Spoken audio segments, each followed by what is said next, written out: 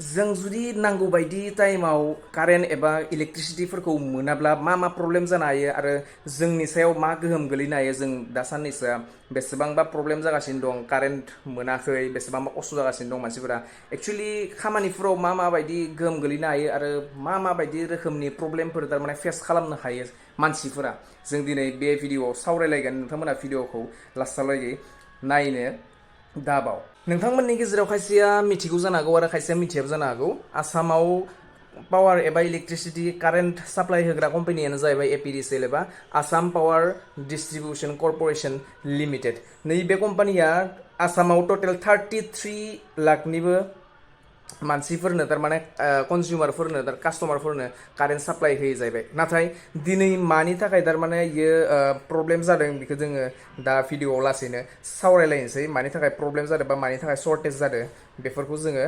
सावरायलायगोन नोंथांमोना नायलांबाय थाबानो जाबाय दा जों नुनो मोनो गरम बोथोर आरो गोजां बोथोर गरम बोथोराव गोजां बोथोरनि गुदि थारमाने जोङो कारेन्टफोरखौ दाननाय एबा पावार काटखौ जोङो बेसेबांबा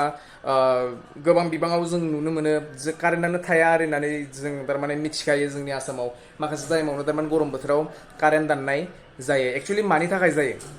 आरो गोजां बोथोराव मानि थाखाय थारमाने कारेन्टआ एभेलेबेल थाबाय थायो इयाव बेसेबांबा गेदेर थारमाने जाहोन दं आरो ओरैबायदि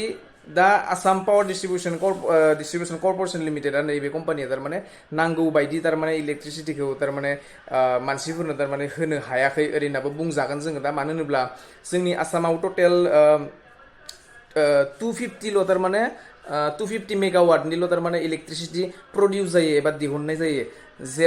जेराव थारमाने 385 मेगावाटनि थारमाने रिक्वायरमेन्ट दङ होननानै थारमाने रिपर्टआव नुनो मोन्दों दा बेफोरबायदि रिक्वायरमेन्टखौ थारमाने गोनांथिखौ थारमाने दा बेफोरबायदि रिक्वायरमेन्ट एबा गोनांथिखौ पुरा खालामनो थाखाय थारमाने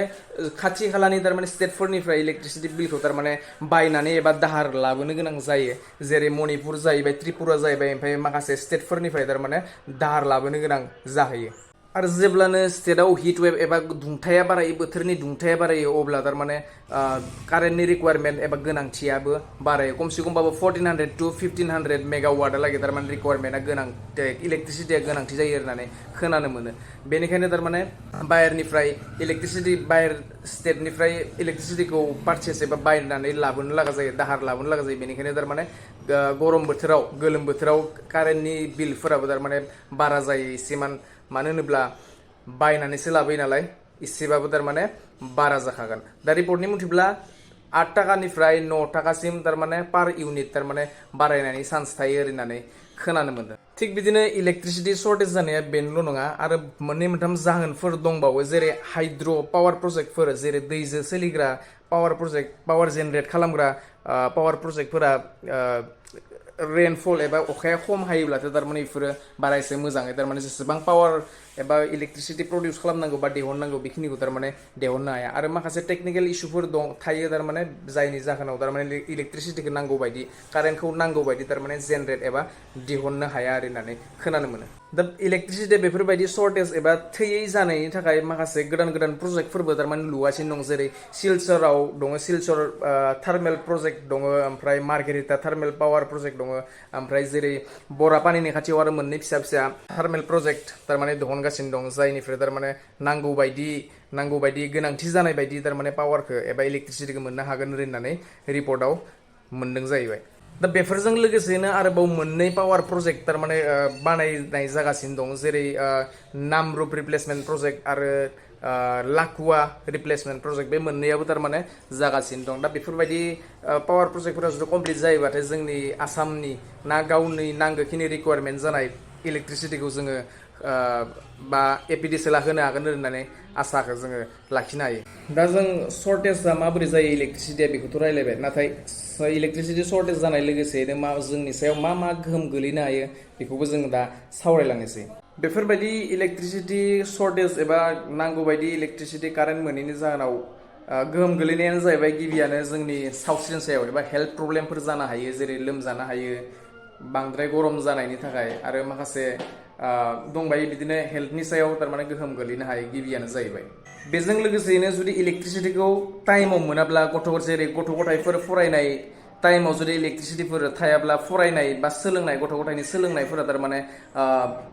उनफिननानै थालांनो हायो नांगौ टाइमाव थारमाने नांगौ बेसादफोरखौ सोलोंनो हानाय नङा। नेक्स्टआनो जाहैबाय अफिसियेल खामानिफोर बा एबा जोङो टास्क होननानै बुंजागोन। नांगौ टाइमाव अफिसियेल खामानिफोरखौबो थारमाने नांगौ टाइमाव कमप्लिट खालामनो हानाय नङा, बेबो मोनसे बेसेबांबा गेदेर प्रब्लेम। दा जायखिजाया अफिसियेल मोनसे खामानिफोरा मोनसे टाइमाव नांगौ टाइमाव जुदि कमप्लिट जायाब्ला बेजों लोगोसेनो माखासे मानसिफोरा खस्थ' मोननांगौ जागोन बा भुगिनो गोनां जागोन, बेबो मोनसे